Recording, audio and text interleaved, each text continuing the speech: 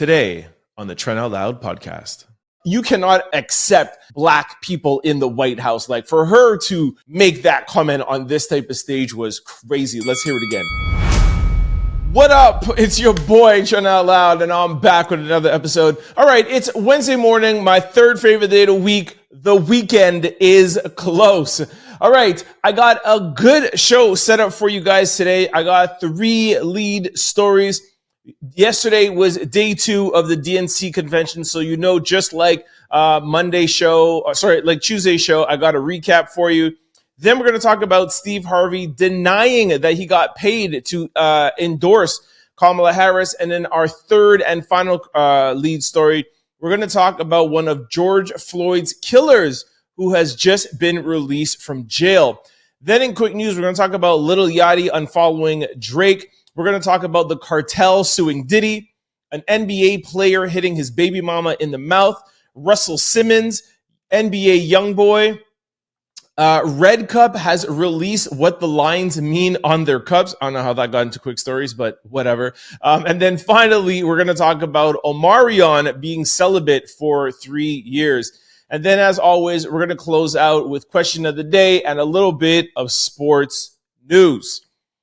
Y'all know what time it is. Turn your TVs, your radio, or your devices up. I'm about to start this show. Let's go.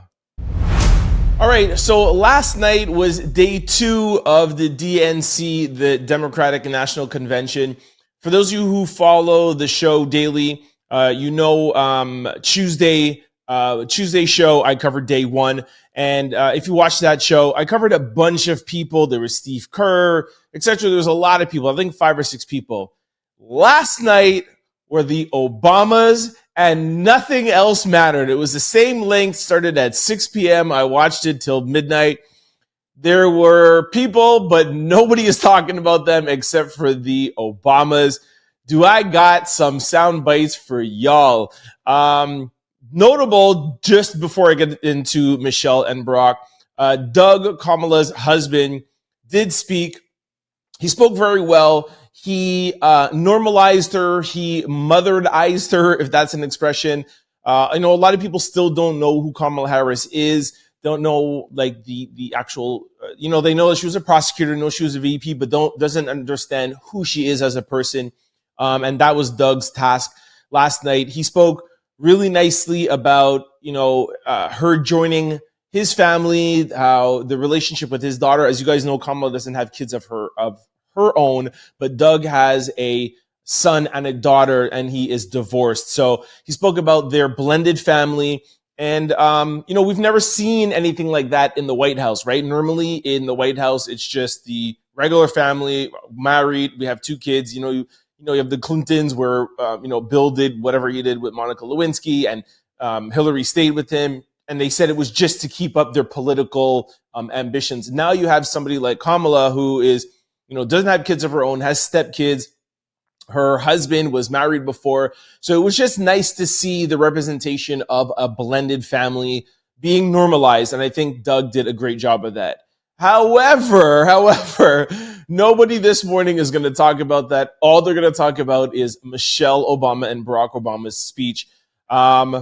Arguably, you could say Michelle's was probably even better than Barack's, although I am a big Barack Obama fan, and he is one of the best speakers ever. Forget about political, just in general on the planet. If Steph Curry is the best shooter God ever created, Barack Obama is one of the best speakers God has ever created. And even Republicans were saying that last night. The thing also, too, with Barack is that he is a president, right? So he has to throw in some political things in his speech where he has to talk about Medicare. He has to talk about, policies where Michelle could just go to the guts of it, right? She spoke about her mom. She spoke about Kamala. She spoke about family. She spoke about morals and etiquette, and the world and the country. And even me as a Canadian, not having any dog in this fight, I can't vote for anybody, but her and Barack both made me feel inclusive because they spoke about just worldly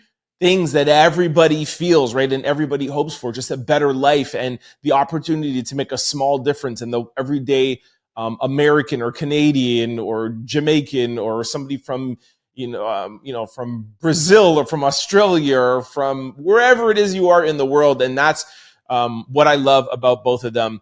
But aside from that, they went after Donald Trump. And I think that's what a lot of people are really excited about, because Michelle Obama is famously known. I think probably the most famous quote she's ever known for is, I think it was at the 2016 Democratic Convention, when she said, "When they go low, we go high." And literally that has been repeated millions of times. Last night, Michelle Obama did not go high. She went low. Donald Trump has been going low. She went lower. And people have been calling for her and Barack to meet the moment. And, they tried to go that way in 2016 and it didn't work. He won and Hillary lost. They were completely on the other page and they went low tonight. And I loved every second of it. Just to reiterate, like I said yesterday, this is not a political podcast. I'm not telling you who to vote for. I just call it like I see it. I did the same thing with the RNC, the Republican National Convention. I covered it the same way. I told you the things I liked, told you the things that I didn't like. Last night, I thought it was very long. Monday night, I thought it was very long. Tuesday night, last night, I thought it was very well produced, except for the roll call. I thought it was a little bit too long. But anyways, that's sidebar. All right, let me get to Michelle's comments first, and then we'll get to Barack Obama. So this is Michelle Obama taking a shot at Donald Trump when he said something about black jobs, and this is what Michelle Obama had to say. Who's going to tell him that the job he's currently seeking might just be one of those black jobs? Not only the words, but just how she said it was just like hood. You know what I mean? Who's going to tell him one of them black jobs? I love that. So that was the first thing. Michelle Obama took to the DNC stage and addressed Donald Trump's black job comments. The former first lady says who is going to tell the president that, who's going to tell Donald Trump that the presidency could be one of those black jobs. All right. There's another thing she said.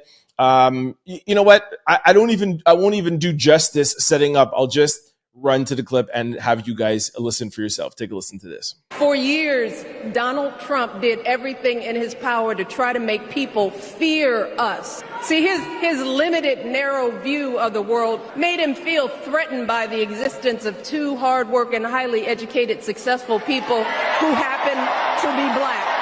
His limited, narrow view, that's so insulting. And it's a compare to, or not, whatever she said. I don't know if she said compare to over, but then she's like, oh, that made him hard to accept to highly educated, black people. Basically literally coming out and saying, you cannot accept black people in the White House. For her to make that comment on this type of stage was crazy. Let's hear it again. See, his limited, narrow view of the world made him feel threatened by the existence of two hardworking, highly educated, successful people who happen to be black. Limited, narrow view made him feel threatened by two highly educated, Michelle was dropping bombs. All right. Okay. So that's it for Michelle. All right, here are some highlights from Barack Obama. What I have here, it says Barack Obama slams Trump's DMC speech, and we all know that we all know that the sequel is worse. Oh yes, he was comparing Donald Trump to a movie, saying the second sequel is worse, and we do not want Donald Trump back in office again. Take a listen. Here it is. We do not need 4 more years of bluster and bumbling and chaos. We have seen that movie before, and we all know that the sequel is usually worse. America's ready for a new chapter. America's ready for a better story. We are ready for a president, Kamala Harris. Yo, I love that guy, man. All right. Then he made fun of his hand gestures and the fact that he is obsessing about crowd sizes. And when he did it, for those who are not watching this on video right now, he did the whole hand gestures that Trump always does. Take a listen. This weird obsession with crowd sizes. Hilarious. All right. And then lastly, I have another clip. I don't even know what it is, but just take a listen. Here's a 78-year-old billionaire who has not stopped whining about his problems since he rode down his golden escalator 9 years ago. It has been a constant stream of gripes and grievances that's actually been getting worse now that he's afraid of losing to Kamala. Yo, this guy's good, man. Anyways, those are just the zingers, the digs. If you guys want to hear the whole speech, trust me, I wish I could literally just get off of this mic and play her whole speech and his whole speech. I wish I could do that. Obviously, I get pulled down for copyright, but it's all over YouTube, all over TV. I'm sure it'll be replayed, but I would really recommend for those of you out there who want to hear it, Google it and just watch the whole thing. It was amazing. Like I said, even Republicans had to say how great the Obamas are. Anyways, so that was day 2. I think day 3 tonight is going to be the Clintons. And then day 4, of course, Kamala Harris will accept the nomination. And then she is supposed to probably have the biggest speech of all. I don't know how she's going to do better than day 2, though. But anyways, that's my wrap up for day 2. Shout out to Barack Obama and Michelle Obama. Actually, I also have a little picture that I'm going to throw up on the YouTube video for those of you who want to check it out. Barack Obama walked out and gave Michelle a hug and he kissed her, and they got a little snapshot of them just being super romantic, and you could tell how much he is in love with her and she's in love with him. I also thought that was amazing too. This is not just a political stunt or whatever. These two are in love with each other and they have just a beautiful relationship, man. I really respect those two.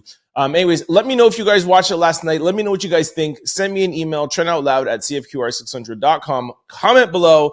Send me a DM at Trent Out Loud. All right, in our second lead story, Steve Harvey denies Dr. Umar's claims that he got paid to endorse Kamala Harris. He said, "You ain't hire me for $100K to do nothing."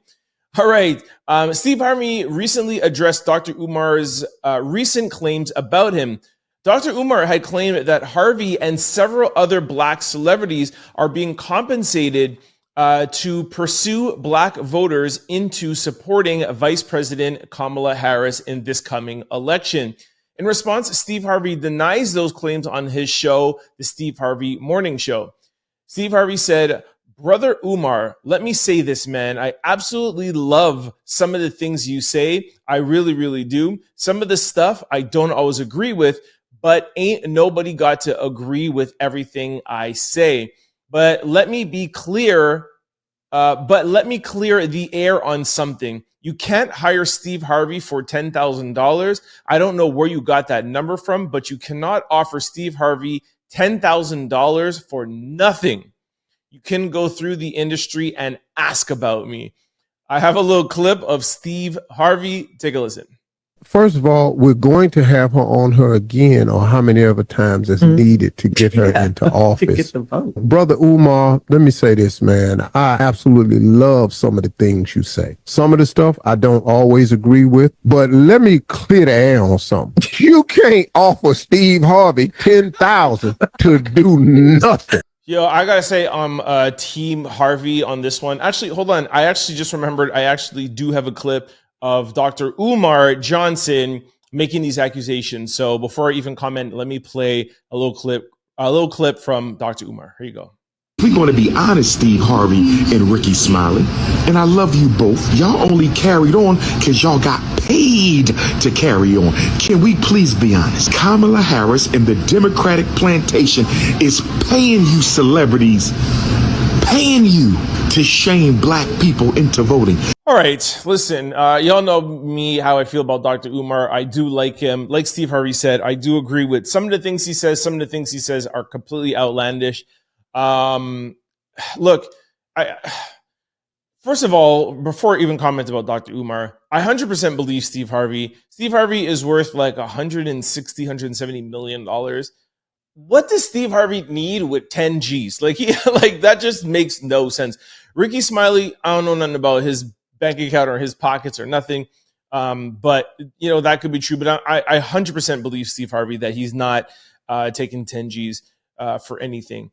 Second of all, I also do believe that Steve Harvey wouldn't take money just to endorse a candidate. I think that Steve Harvey is doing what he is doing for his listeners and for his people that he's always done, and that's supporting a black candidate, a black woman, and doing what he can do to endorse her and get her votes. Like there a million, I was going to say a million, but like how hundreds of other black celebrities and entertainers and singers and athletes are doing. Okay, so that's that bit.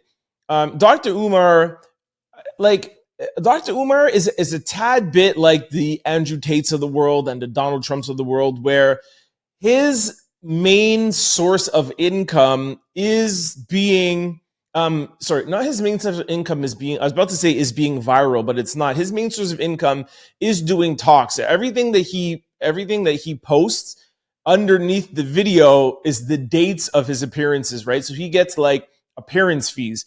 So the more viral and the more clicks and the more viral moments that Dr. Umar can create, the more money that he can ask for. Whereas Steve Harvey, he doesn't necessarily have to go viral, right? Steve Harvey has, the Miss USA pageant. He has a bunch of other, he's an actor, he's a comedian, he goes on tour or whatever, etc. So when you see a lot of these more internet personalities say things like this, and I'm not saying that Dr. Umar doesn't believe what he's saying, but I think some of the things that Dr. Umar says are purposely to have viral moments. That's just my opinion. As much as I do love him and I do believe in, his blackness and everything that he stands in, 100%, like love the guy. But, when I hear things like this, I'm just like, I don't believe that he even really believes that Steve Harvey is taking 10 G's. That's just where I have to go. And more importantly, I just hate seeing, two black men, go back and forth over something stupid like this when we have the first black and Asian descent woman, going for running as a nominee for the president of the United States. Like I would rather see them both on each other's platforms supporting Kamala Harris and trying to get her endorsements and trying to get her votes. That's what I would prefer to see from Dr. Umar. But y'all know how Dr. Umar is, man. So anyways, that's just my take on this. You guys let me know what you think about it. But hey, Dr. Umar is going to be how Dr. Umar is. All right, in our third and final quick story, ex-Minneapolis police officer Thomas Lane released from prison after completing 3-year sentence for involvement in George Floyd's murder. One of the police officers serving jail time for the murder of George Floyd has been released. Reports confirm that former Minneapolis police officer Thomas Lane completed his 3-year sentence and is now a free man. Thomas Lane served his sentence in Colorado and is expected to go into supervision, as the Bureau previously stated he would, now that he has been released. As you may recall, the ex-policeman is one of the 4 convicted on charges related to George Floyd's 2020 death, which sparked widespread protest and captured the Black Lives Matter movement into the mainstream media. While Lane was not directly responsible for the murder, he was convicted on federal charges of violating Floyd's civil rights and was sentenced to 2.5 years in federal prison. He also received 3 years from the state and was charged with aiding and abetting manslaughter. 2 of those years were served concurrently with his federal sentence, which ended on February the 26th of this year, according to Federal Bureau of Prison. Lane is the first of 4 officers to get out of jail. Derek Chauvin, who held his knee on George Floyd's neck for approximately 9 minutes while he was in handcuffs face down on the street.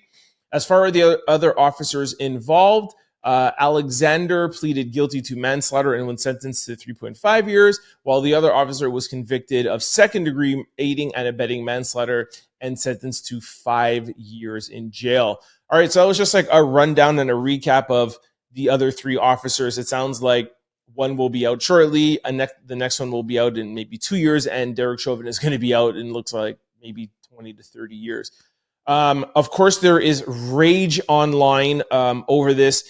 A lot of people are saying, there's people that are in jail for, simple drug possession like weed or, small doses of ecstasy or whatever, blah, blah. Hey, my cousin's in jail for this or whatever. And here you have a man that's complacent he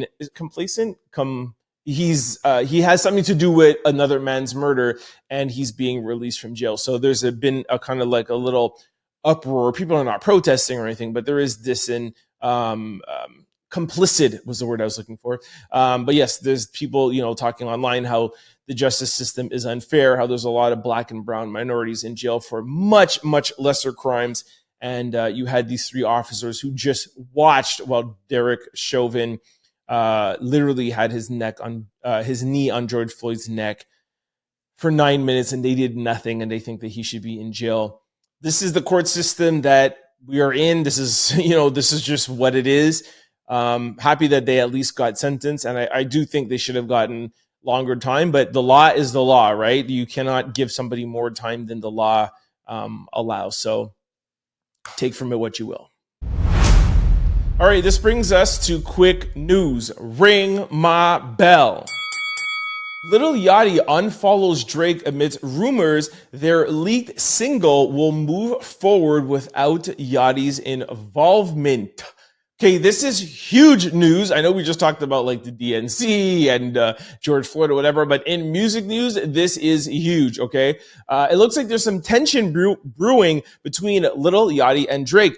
Internet users noticed that the one-night rapper is no longer following his Canadian colleague amidst claims that Drake recently dropped Yachty from the collabo they did. Culture commentator DJ Academics first reported on the matter during his recent stream. He said that while this information didn't come from Drake, real name Aubrey Graham, who's 37 years old himself, he has heard rumors that the Hotline Bling rapper plans to officially release the song Super Soak, originally recorded as a collabo with Lil Yachty, who's 26 years old, and accompanied with a music video without Yachty involved.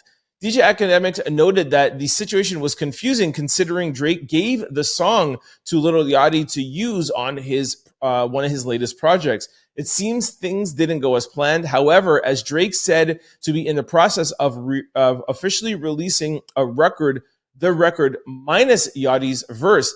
As we recently covered on the rap stars facing backlash after admitted that he leaked the song to streamer Sanat despite outright opposition from the content creator, Mr. Hotspot. I'll give you guys more details on that in a minute. The content creator refused to clear the Lil Yachty and Drake collabo due to a shift in his spirituality. So, whatever, they just go on to talk about some other things. So, this is just crazy. I've talked about this with you. I feel like I talked with you guys about this even maybe this week. But Super Soak, one of my latest favorite songs from Drake, had Yachty on it. It was Drake's song. He gave it to Yachty.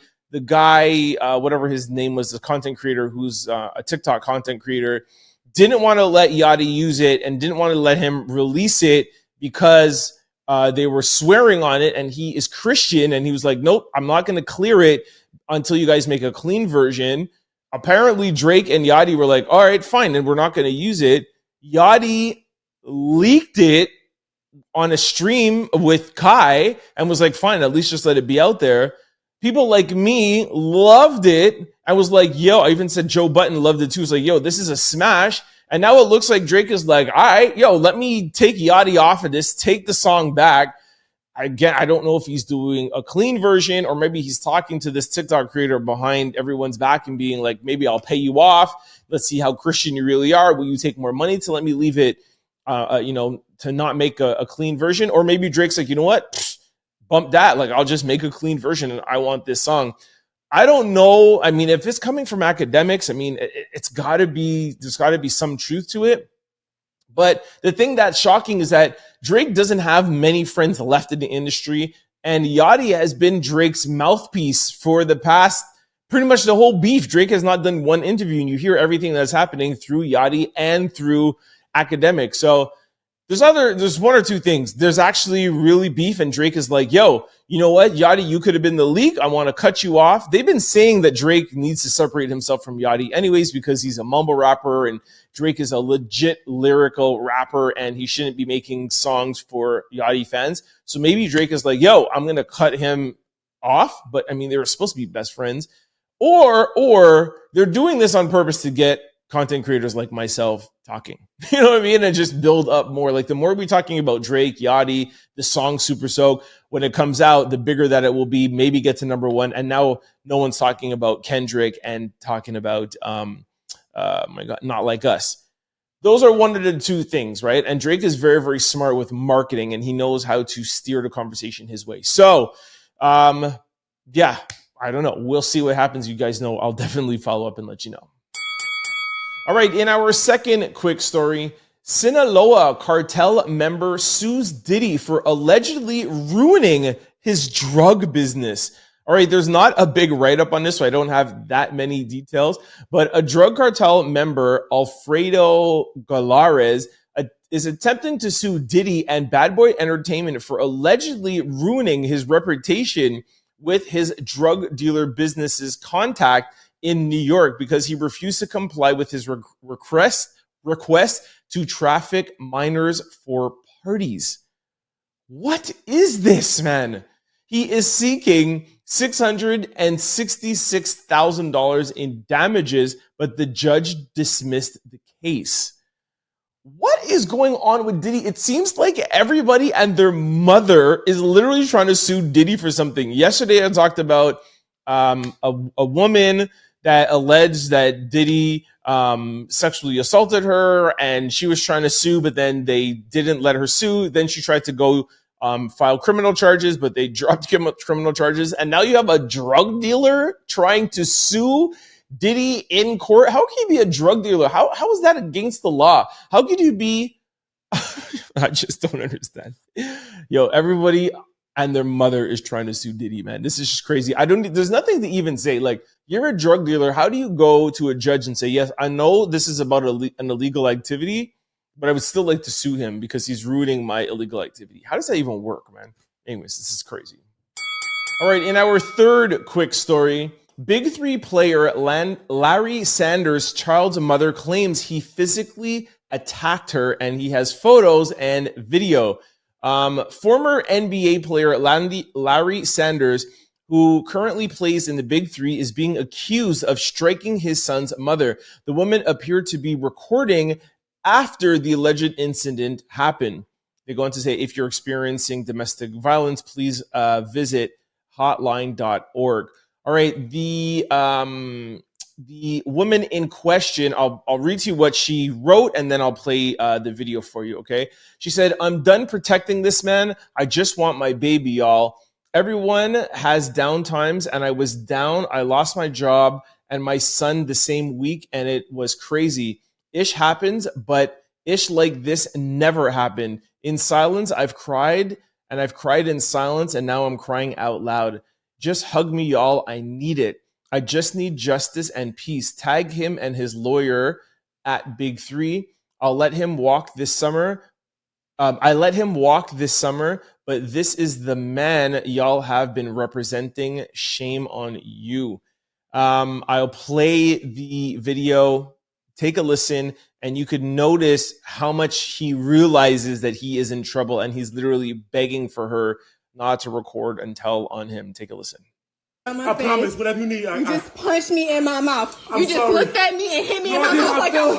No, I didn't. Listen, Janae. You didn't? I'm so sorry. You didn't? I fell into you. You fell into me with your fist? Yes, I'm sorry. Yes? I never hurt you. I'm sorry. Fuck you. I'm so please don't do it, Janae. You don't like me that much. I'm so sorry. This ruined my life. This ruined everything. I need you. Anyways, that's a really sad video to hear. I'll also put up the picture on the YouTube and Spotify. You can see that she does have a cut on her lip. And yeah, like the article says, anybody who is experiencing domestic violence, please visit hotline.org, or I'm sure there's other, I don't know if this only works in the US, but if there's anybody experiencing this out there, definitely speak up about it, or go to one of these services. I'm sure Canada has them available, but definitely don't stay silent about it. All right, in our fourth quick story, Russell Simmons speaks out about backlash regarding his friends visiting him in Bali. He said, "I'm your friend, black people. I've been my whole life." All right, Russell Simmons has some things he wants to get off his chest about folks attacking his friends for visiting him in Bali. He doubles down on being innocent in regards to accusations being made against him, even comparing himself to Donald Trump, Joe Biden, and Bill Clinton. All right, here's a little clip from Russell Simmons. Take a listen. Black people, did you forget that I got 10,000 black men out of jail? And that I registered more of you to vote than probably anybody you know? And I worked for Black Lives Matter and every movement that's helped our people. All the women's rights, even gay rights, movements that I did so much work for. To let them demonize me in such a way that my friends cannot visit me without you attacking them. But yet you stand next to Donald Trump. This idea that I'm hiding is stupid. I call a paparazzi of myself every time I'm there. I have an office on Wilshire Boulevard. I work out in New York sometimes, but I live here. So for those of you who don't know, of course, Russell Simmons has been accused multiple times of multiple things, almost like Diddy, nothing ever charged. He says that he's taken 9 lie detector tests, et cetera, et cetera, et cetera. And a lot of people think that he is hiding out in Bali. But as you heard there, he says he has an office in New York. He sometimes is there. I don't know what to make of this. I don't know what the extradition rules are or whatever. My whole thing with the whole Russell Simmons and people following him, and for those of you who are younger and who don't know who Russell Simmons is pretty much like the godfather of hip hop. He was the one who created Def Jam, the first hip hop label, signed LL Cool J, Run DMC, Beastie Boys.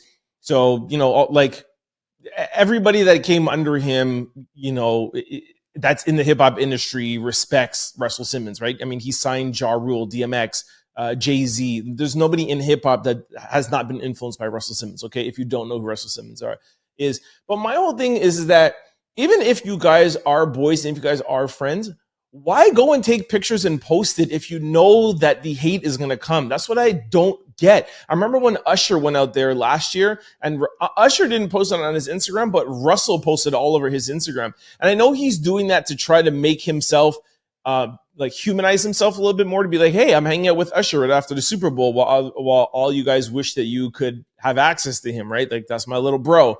But it gives Usher backlash. And I think recently Taraji P. Henson was there. So like, where I understand where it's like somebody have Donald Trump who's a convicted felon and people are like, yeah, I want him to be president. I get what he's saying. He's never been convicted. He claims he's taken 9 lie detector tests, but he's also been accused. And I think he has maybe paid off some civil suits, kind of like Diddy. But my whole point is that if you know the backlash is coming, why put the pictures out there to get those celebs in that mess? That's the one thing I don't understand what he does. Like I will say, if the celebs post it, that's their thing. But I never seen Taraji P. Henson post her stuff there. I never seen Usher. It's him doing that to his friends. So makes no sense. But anyways. All right. In our fifth quick story, NBA YoungBoy hit with new federal gun charge after agreeing to plead guilty in 2020. NBA YoungBoy is now facing an additional felony gun charge just days after agreeing to move his 2020 federal gun charge to Baton Rouge to Utah to enter a guilty plea. According to WAFB, the new charges filed on October the 19th stem from YoungBoy's April arrest related to a prescription drug charge scheme in Utah. During the investigation, authorities discovered he illegally possessed a 9mm pistol. Every time I talk about YoungBoy, I feel like I say the same thing. Like, I blame his management team. Like, I understand YoungBoy is a wild dude, but get him some help. Get him in a drug program. Like, he's such a talented artist. YoungBoy's my nephew's favorite artist. And like, I talk to him about him all the time. It's just like, I just don't understand why you can't get him help. Like him and Kodak, you hear them out here just wilding. Like, just put him in a drug rehab program. They're losing out on so much money, and now it's just making things even worse for him, man. But anyways, shout out to YoungBoy. All right, I think I made a mistake. This is our sixth quick story. All right, what are the lines meant on the red drinking cups? All right, we've all been to a barbecue and got red drinking cups. I don't know if you guys ever noticed. I'm going to post this picture on the YouTube and Shopify. Well, on the video, you can see it on YouTube or Shopify. You know those red drink cups, those red plastic cups? If you ever know that, if you ever noticed, there's lines on them, and they're not just there for decoration. They are measuring lines. So the first line is 1 ounce of liquor. If you don't have a shot glass, you could still use those glasses, and that's the line that will give you 1 ounce. And then the second line is a wine line for 5 ounces. Like you're only supposed to drink 5 ounces of wine, which seems weird to me. And then beer, which is 12 ounces of beer. To me, this is silly because if I'm going to drink wine, I'm not only going to pour 12 ounces, or a beer, I'm going to pour out the whole bottle. This would only make sense if I was ordering in a restaurant. And if I was in a restaurant, I wouldn't get a drink out of a red cup. So it just doesn't make sense because, like I just said, a beer, you're going to pour the whole thing. Wine, you're going to pour what you want. The only thing that makes sense is saying that here you want a shot, right? Which would be 1 ounce. But even at that too, you'll just take a shot of whatever it is. So although that it's cool to know that the lines mean something, I also do think it's pretty stupid. All right, in our seventh and final quick story, Omarion says his 3-year celibacy journey allowed him to step out of this world of being a sex symbol. All right, R&B veteran singer Omarion is reflecting on his 3-year journey of being celibate. The former B2K member spoke out how taking control of his sex life has positively impacted him as a whole and opened up about deciding to abstain from sex in the first place. Omarion, at 39 years old, stated during a recent interview on a podcast, he said, "When I decided to become celibate, it was because I was searching for something more," noting that the transition in his life was hard from some understanding. A lot of people are like, oh, he's young, on top of the world. You just put on a #1 album. You could be with whatever girl you want. You know what I'm saying? I'm like, nah, I want more than that. Going on, Omarion stated that being sexually inactive gave him a new perspective and was a vast change from the sex symbol persona he's been carrying since he was in the music industry in 1999. He said, "It allowed me to take a step out of this world from being a sex symbol. In hindsight, it was preventing me. It was preventing me from my contribution to music." There's a spelling mistake here. He said, "I just found myself in that position and I wanted to understand my energy and give myself more room to grow." So that's kind of cool. I'm not going to lie. I don't want to get too personal, so I'm not actually going to comment on this. But I have done something similar in the past. All right.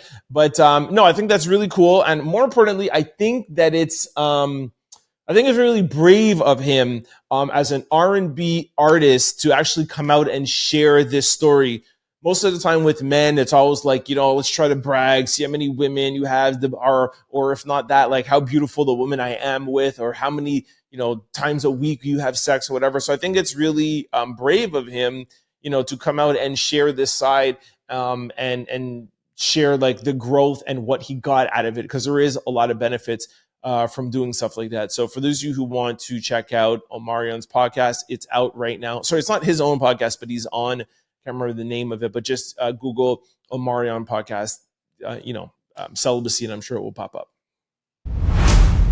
All right, this brings us to question of the day. All right, name a TV show that started off strong but then became unwatchable. All right, somebody said, once upon a time, it was good then it started going downhill. Okay, she forgot to give the name. Somebody said Umbrella Academy. Okay, I've never heard of that. I Am Samantha said Dexter. What? That is so off. I'm new to Dexter, by the way. I just finished Dexter about 3-4 weeks ago. Dexter was amazing. If you guys haven't watched it, it's a great show. It's 8 seasons. So if you're like me, like to binge watch shows, Dexter is amazing.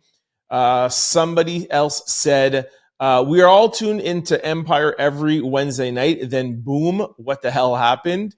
That I totally agree with. I actually never really loved Empire when it first started. Of course, we all love Taraji and a couple of the other actors in there. Can't forget what's his name now. Oh my gosh, it's at the tip of my tongue. The light-skinned guy there with the soft voice. Anyways, y'all know who I'm talking about. Terrence Howard. And I think we tuned in for them. And Cookie, Taraji's character, was amazing. And of course, Terrence Howard was amazing. But the show, I don't think was ever amazing. Like, it was always like drama and soap opera-y. Like, it was never really great. But definitely it got 10 times worse. So I agree with that. Somebody said the only right answer here is The Walking Dead. I did hear that really fell off. But again, never watched that. Samantha 82 said The Game. I never really got into The Game. I watched a couple of seasons, but I don't really like sitcoms. Somebody said The Shade Room. Okay, that's trying to make a joke. Somebody said All American. I couldn't finish it. Arch and Slay 82 said You. No, come on. You was amazing. And they're actually doing a final season. No way, that was amazing. Somebody else said Shameless after Fiona left. Shameless is one of my favorite shows. I think it's top 10. And for those of you who haven't seen it, I think they have like 11 episodes. 11 seasons. Great show if you haven't seen it. It will definitely occupy your time. Shameless was amazing. It definitely took a turn after Fiona left. She was arguing with the other co-star there for, I think it was over pay or whatever. But first of all, she only left. I think there was only one season or max 2 seasons they did without her. And it wasn't unwatchable. You just noticed that she left. All right. Another person said Empire, Girlfriends, Walking Dead. Another person said You, Manifest, Empire, Pretty Little Liars, Sista, How to Get Away with Murder. What? Okay, this person's a hater. They said Scandal, How to Get Away with Murder, Power, and BMF. Hell no. Scandal was amazing all the way through. How to Get Away with Murder was good. The last episode wasn't great. And the thing that was hard about that, it was that they tried to remake the first season over and over and over again, kind of like Prison Break. So the question is unwatchable. Did it take a little step down from the amazingness? Yes, but it wasn't unwatchable at all. Power, borderlines, but still not unwatchable. And BMF, well, anyways. Can't talk bad about 50 Man. That's my boy. All right. I got to cut it there because I'm already running over time. So send me in what show that you thought was unwatchable after it being so amazing. Send me an email at Trent Out Loud. Trent Out Loud at cfqr600.com. Comment below or send me a DM at any of my socials at Trent Out Loud. All right, this brings us to sports news. All right, I got 2 sports news for you, but I got to do them very quick.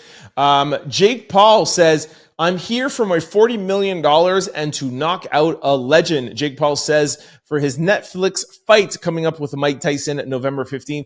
Y'all know that was postponed. It was supposed to be July 21st. I've been really excited about this. So this is just them doing their promo run again. I have a little clip of Jake Paul. Take a listen. I'm here to make $40 million and knock out a legend. I don't give a about anything else. All right. And then after that, I have another little quick piece of news for you. And I'm very happy for my old school nostalgic Chicago Bulls fans. Scottie Pippen said that Michael Jordan is the GOAT. Could they be back on good terms? Like, I don't even know what was going on here. If I didn't have video, I wouldn't believe it. Scottie Pippen was asked if Michael Jordan is the greatest player in NBA history, and he said, for sure.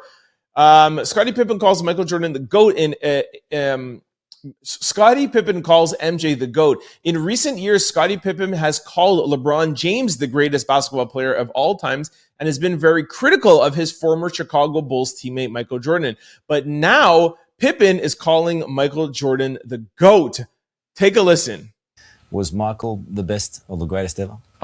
For sure. I mean, you look at the MVPs that he was able to achieve, but I think it was all brought from us being successful as a team. But yeah, he was the greatest player, definitely in basketball. Hey, maybe the duo is coming back, man. Now that Marcus has broken up with Scottie's ex-wife, maybe those two could be back friends again. Anyways, I got to wrap up the show. I got to get out of here. Thank you very much for hanging out with me. Please check me out for Thursday's and Friday's show. I will definitely be here covering the the Democratic National Convention, and bringing you all your hot entertainment and viral stories.